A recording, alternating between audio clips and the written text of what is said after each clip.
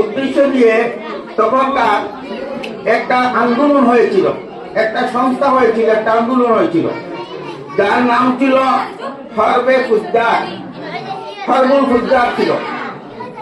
রাসূল সাল্লাল্লাহু আলাইহি সাল্লামের বাল্যকালে এই ঘটনা হয়েছিল। তিনি তখন 12 বছর বয়সে ছিলেন।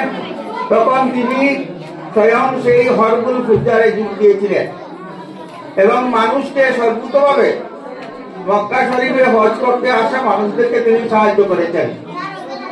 আমরা এই থেকে আমরা যে কৈশোর বয়সে আছি, আমরা যে যৌবন বয়সে আছি, আমরা যে শিশুকালে আছি, এ থেকে আমরা অনুপ্রাণিত হতে পারি।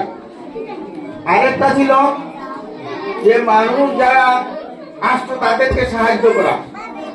এই সাহায্য করার নিমিত্তে আরেকটা সংস্থা গঠিত হয়েছিল। সেই সংস্থার নাম ছিল হলফুল ফুজুল। আমরা যারা উলামায়ে কেরাম এখানে আছি, আমরা সবাই জানি যে তখন তার বয়স তখন কৈশোর পার হয়নি। তখন হলফুল ফুজুল যে সংগঠন, সেই সংগঠন তখন বানানো হয়েছিল, তৈরিও করা হয়েছিল। যারা বাইরে থেকে যারা মানুষ মক্কা শরীফে আসে, খানায় কায়বাকে আসে, তাকে প্রদক্ষিণ করতে, তারা তীর্থ যাপন করতে, যখন এখানে আসতো তাদের সাহায্য করার জন্য, তাদেরকে জল দেওয়ার জন্য, বিভিন্ন সাহায্য করার জন্য তখন এই সংস্থাটি গঠিত হয়, যার নাম ছিল হলফুল ফুজুল। হলফুল ফুজুলে আমরা দুটা বর্ণনা পাই। একটা বর্ণনা হচ্ছে এখানে 4 জন লোক ছিল, তাদের নাম ছিল ফজল, মুফজ্জল, সুজাইর। এই 4 জন লোক তারা একত্রে মিলে এই সংস্থাটি গঠন করেছিল, সেই জন্য তাকে নাম দেওয়া হয়েছিল হলফুল ফুজুল। আরেক বর্ণনায় বলা হয় যে ফজল ইবনে কুজা, ফজল ইবনে সুরা এবং ফজল ইবনে বুজা, এই 3 জন লোক একত্রে মিলে এই সংস্থাটি গঠন করেছিলেন। এই জন্য এই সংস্থার নাম দেওয়া হয়েছিল হলফুল ফুজুল।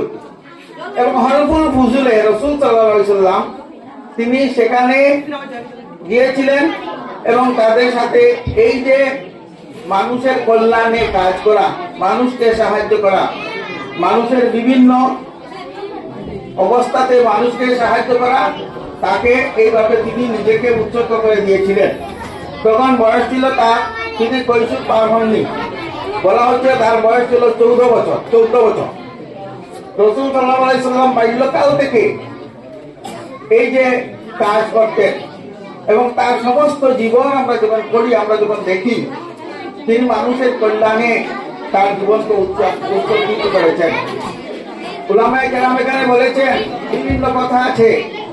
কোরআন আনোয়ার হোসেন বলেছেন যে সিলমান কাটাকা ওয়াহু আম্মান সালামাতা ওয়াহসিনা মান আসাইলাইকা, এই ধরনের অনেক কথা আছে। ইরহামু মান ফিল আরদ ইয়ারহামুকুম মান ফিস সামা, মানুষের যারা সংসার দুনিয়াতে আছে তাদের প্রতি রহম করো, তোমাকে আকাশে যিনি আছেন তোমার প্রতি রহম করবেন।